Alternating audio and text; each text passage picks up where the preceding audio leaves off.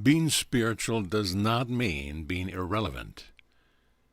If I had walked into the temple and said, "Hey fellas, move your tables out.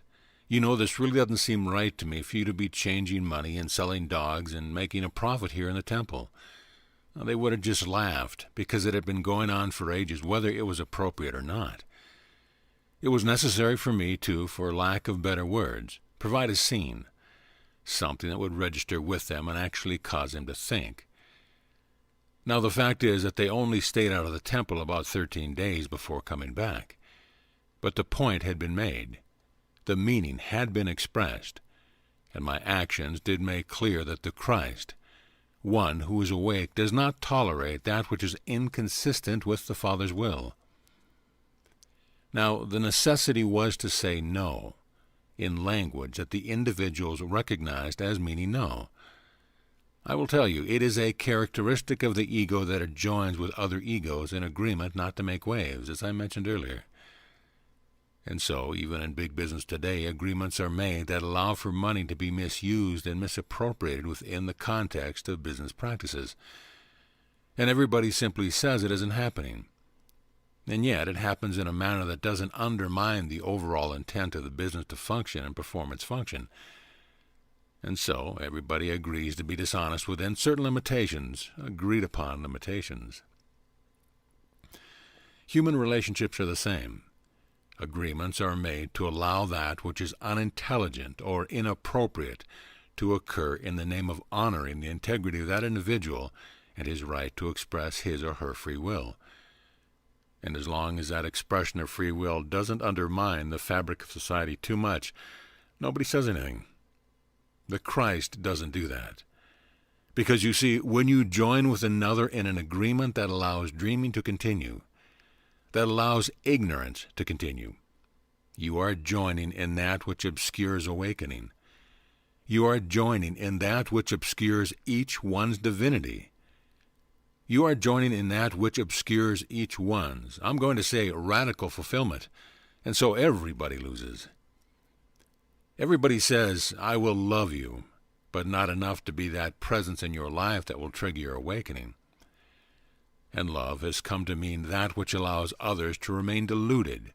Because they love their delusion, you must say no. You must be the brick wall, so to speak, that doesn't join with someone who insists upon being unintelligent.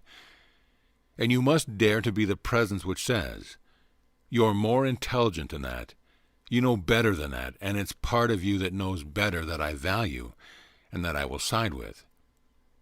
That's the part of you that I will choose to strengthen and encourage you to value more, even though you are totally miserable because I'm not honoring your limited perception and allowing you to be bound by it."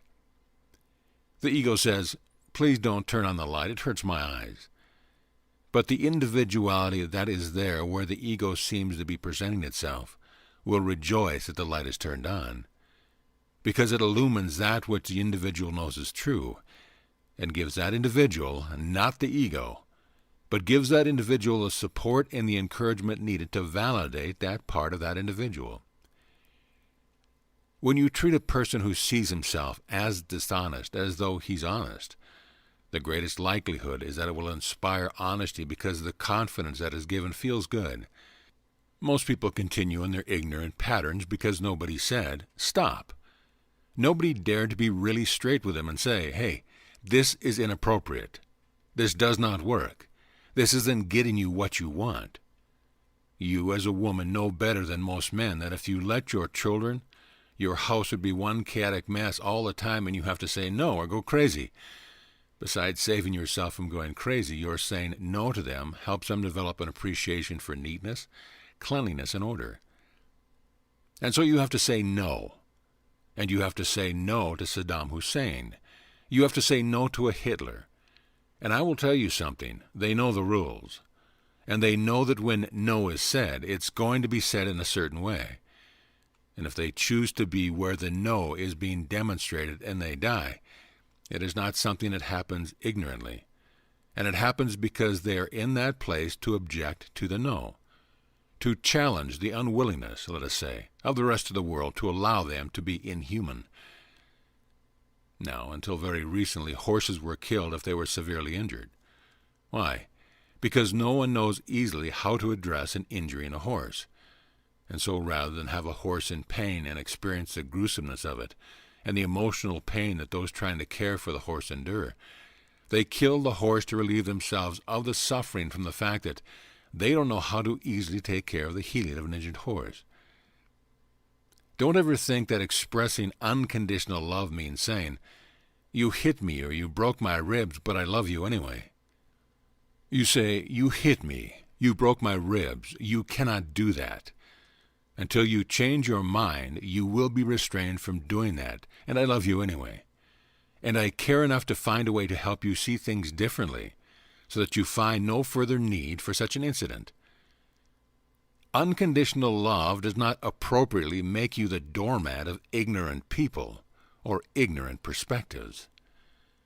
And so it is.